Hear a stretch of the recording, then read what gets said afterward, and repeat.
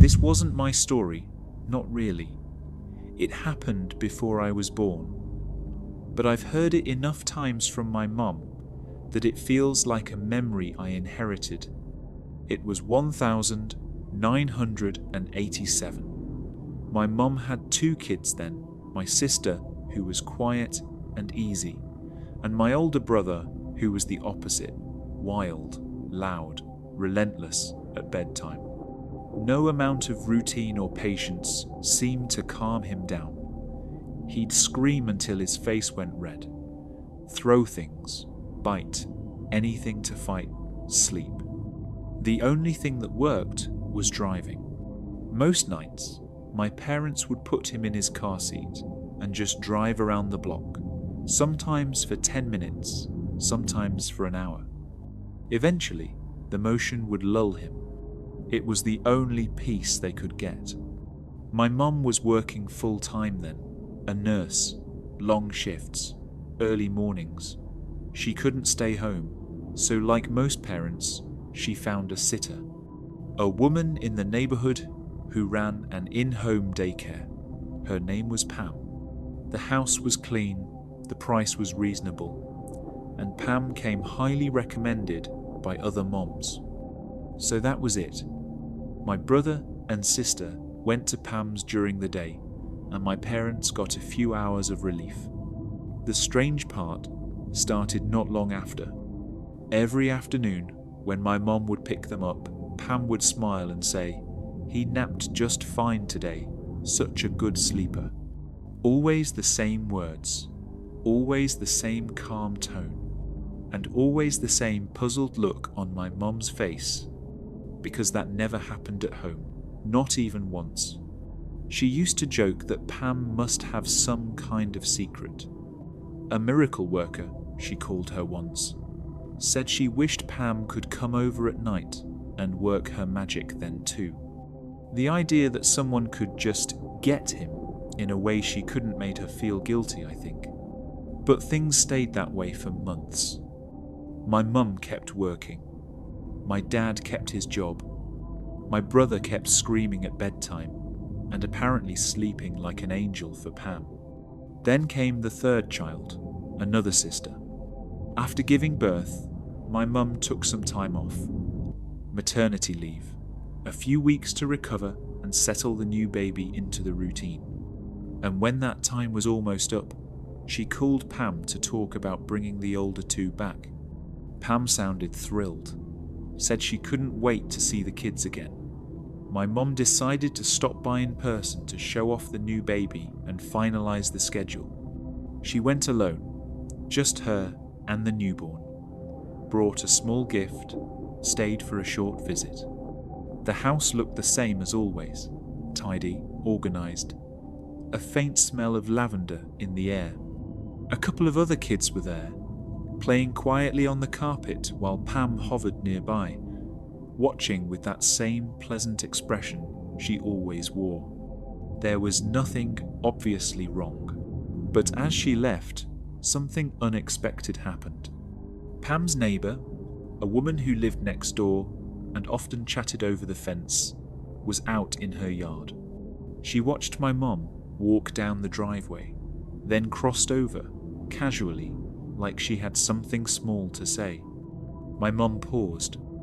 The neighbour smiled, but there was something tight in it, not polite, not relaxed. Then she leaned in and said quietly, "Be careful with the baby." My mum blinked. "What do you mean?" The woman looked around, lowered her voice even more. "I'm just worried Pam might overdo it one day. I've seen things." The words didn't make sense right away. "Overdo what? What are you talking about?" my mum asked. There was a pause. Then the woman said something that stayed with her for the rest of her life. "I think she's been giving your son something to make him sleep, with a needle." Everything stopped. My mom said she just stood there, mouth dry, heart thudding. She asked the neighbour to explain, but the woman shook her head and said, "I don't want to get involved. I just thought you should know." Then she turned and walked back across the lawn. My mum didn't go home right away. She sat in the car with the new baby in the back seat and tried to think through what she had just heard. A needle. That was different from cough syrup or a dropper of something drowsy. That wasn't forgetfulness or bad judgment. That was deliberate. That was something else entirely. She didn't wait. She drove straight to the pediatrician and asked what could be done. But there was nothing in my brother's system anymore. Too much time had passed. No symptoms, no proof. They called local authorities, filed a report, spoke to the daycare board, if there even was one. But Pam denied everything, said she had no idea what the neighbour was talking about, that she had never touched the child without permission, let alone administered any kind of medication. And that was it. No arrest, no charges, no closure, just a quiet shrug from a broken system.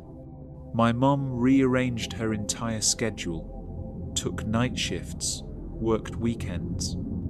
She and my dad began passing each other in the driveway, one heading out as the other came in. It was exhausting. But she said she could never again leave her kids with someone she didn't fully know. The scariest part is this. If the neighbour hadn't spoken up, she would have gone back, and no one would have ever known.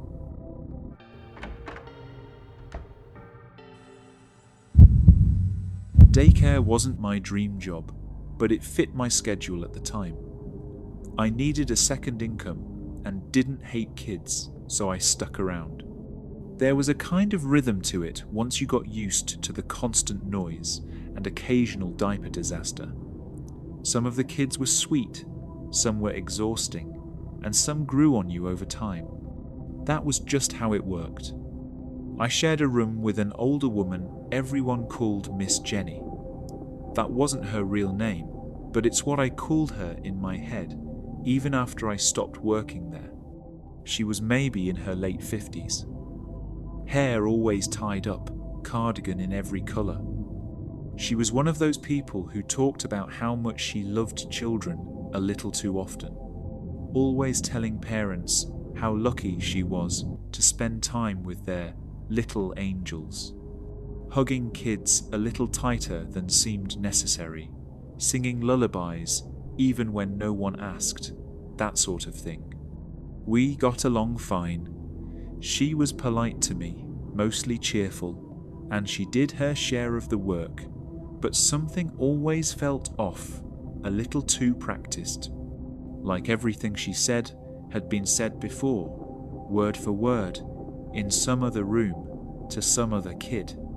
For a while, we were short-staffed, which meant they had to move people around. Miss Jenny was asked to help out in the infant room for a day. You would have thought they asked her to clean toilets. She went on and on about how she wasn't hired for that kind of work, and how much she would miss her babies in our room. That was her phrase, my babies, always with that faraway tone. I didn't say anything, I just nodded and let her rant. The day she worked in the infant room, something happened. It was around 10 in the morning. I remember because I had just finished snack time cleanup when I heard a commotion near the front. The lobby was visible from my room, separated by a wide hallway and a glass partition. I saw a woman rush in. She was shouting something I couldn't quite make out. A staff member came running, then another. The woman disappeared into the hallway. Moments later, she came back out with a baby in her arms. She was crying and practically sprinting to the door. Word travelled fast. Miss Jenny had given the woman's baby the wrong bottle. A breastfed baby's bottle had been given to a formula-fed baby, which, in daycare terms, is a disaster. All bottles were labelled, clearly, in big block letters. There was no excuse for that kind of mistake. Worse, Parents who supply breast milk don't have to disclose any medical conditions when storing it with us. It's a privacy law. So that baby's mom had to take him to the hospital for testing, because there was no way to know what, if anything, had been passed on. When questioned, Miss Jenny's excuse was flat. "You shouldn't have scheduled me in the infant room." That was all she said. No apology, no emotion. Just like it was someone else's fault.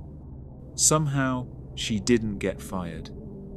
I think management wanted to avoid a scandal. A few weeks later, a new kid started in our room. A 2-year-old boy named Georgie. It was his first time in daycare. Ever, you could tell. He cried. All day. Every day. Non-stop. He wouldn't nap, wouldn't eat, wouldn't interact. Just cried until his face turned red and his little fists clenched. He'd scream and collapse into himself and start again. I felt bad for him. Adjusting to daycare isn't easy. But Georgie seemed like he was in a constant state of fear.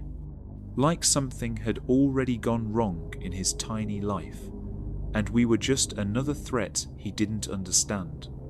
One day, Miss Jenny said I could take my lunch during nap time. That was strange.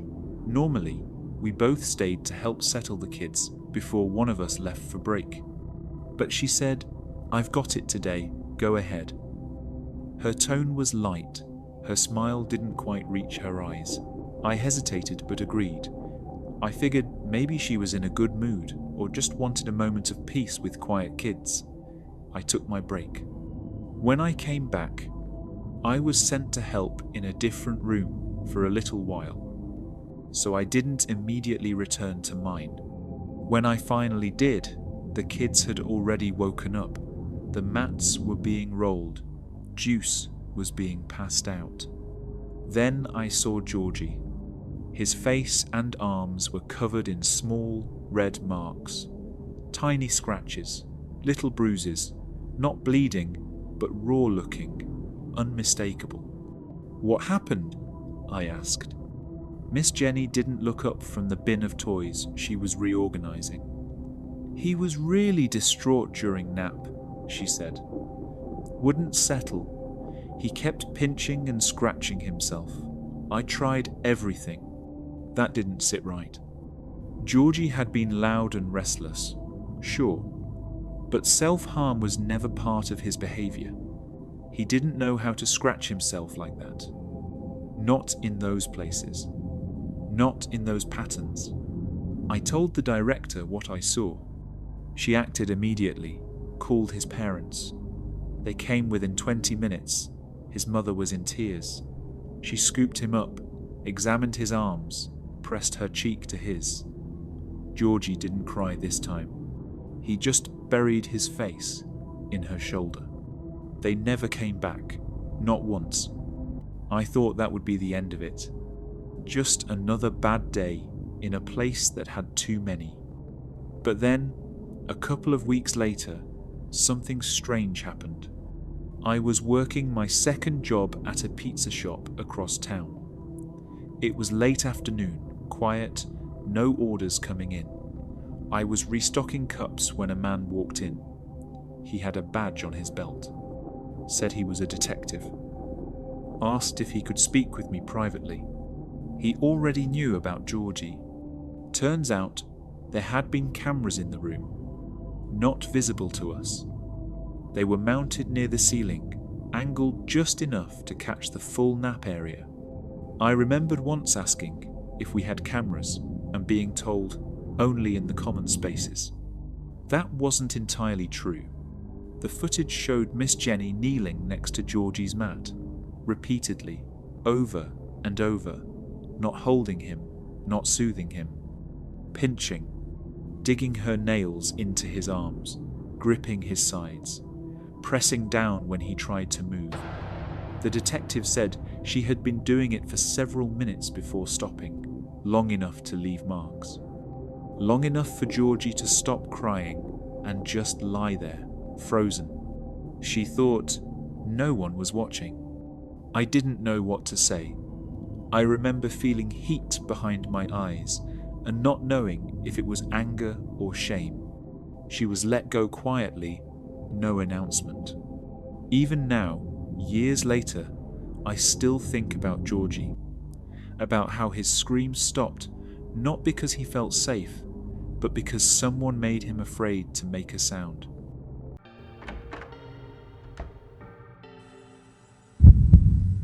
When my son was little, we were scraping by.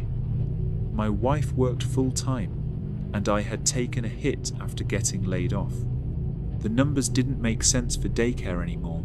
By the time I factored in the cost, I would have been working just to pay for someone else to watch him, so I stayed home. It wasn't what I pictured for myself at that point in life, but I got used to it.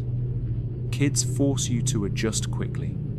There were times when we had no choice but to rely on cheap, part-time care. Just so I could run errands, apply for jobs, or pick up a few hours here and there. It was never ideal. But you do what you have to. The worst place we ever found was this woman's home a few blocks away. I won't say her name. I still remember it clearly though. Let's just call her the sitter. She ran a little daycare out of her house. Not licensed, not inspected, just word of mouth and a paper sign in the window. Her rates were low, which told me everything I needed to know. But money talks louder than instinct when you're desperate. From the start, something felt off. She wasn't rude, exactly. She was polite in that distant way. Some people are when they don't want to talk, but also don't want to explain why. Her house was tidy enough. Her yard always had toys scattered around, and most of the time, you could hear the hum of cartoons through the door when you dropped your kid off. But our son would come back with these rashes. Nothing horrible, just red marks where the diaper had clearly been left on too long. We'd send a full day's supply every morning. Somehow, she was always out again by pickup. One day, I had a hunch. I took a black marker and drew a thick X on the back of his diaper before I dropped him off. When I picked him up that afternoon, the X was still there. No new diaper, no explanation. But the bag we'd packed was empty again. That night, my wife and I sat at the table in silence. She suspected what I did, that the diapers were being used for someone else. Maybe her own kids. Maybe someone else's. We didn't accuse her directly. There wasn't much point. Instead, we quietly started looking for a new sitter. But that was hard too. The cost of a better one would cancel out my wages entirely. I stayed the course. Then one morning, I went to drop him off. Normal routine. Same block. Same faded welcome mat. But this time, no one answered the door. I looked around. Her car was in the driveway. Another vehicle was in the carport. Lights were off, but not in a way that screamed vacant. I tried calling her phone, but it rang inside the house unanswered. It was strange. Usually by then, you'd hear at least a few toddlers making noise inside, but it was completely quiet. I stood there for about 10 minutes, knocked again, called again, still nothing. Eventually, I gave up. Walking back to the car, annoyed I'd have to miss work. I sat there for a while, with the engine idling, just staring at the house. That's when another car pulled up. 3 people stepped out, 2 women and 1 man, dressed nicely. One held a folder, another had a small bouquet of flowers. They looked like people arriving for a meeting they didn't want to attend. One of them approached and asked if I was a parent there. I told them yes, or at least I had been, that I was supposed to drop my son off, but no one was answering the door. The woman hesitated. "She passed away," she said quietly, "over the weekend. heart attack. It didn't register at first.